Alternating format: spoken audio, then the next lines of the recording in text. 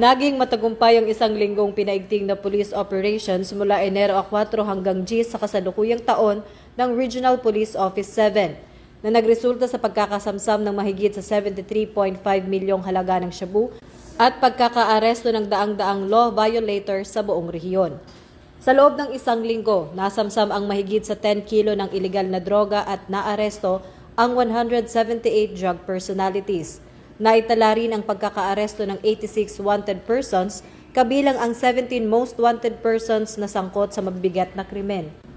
Bilang bahagi ng kampanya kontra kriminalidad, nasamsam din ng Pro-7 ang 16 na loose firearms at bala, habang 31 na individual ang naaresto sa mga operasyon laban sa ilegal na sugal. Pinuri ni Pro-7 Regional Director Police Brigadier General Rederico A. Maranan ang disiplina at dedikasyon ng mga operatiba at tiniyak ang tuloy-tuloy na pagpapatupad ng masinsin at targeted operations upang mapanatili ang kaayusan at kaligtasan ng publiko sa Central Visayas.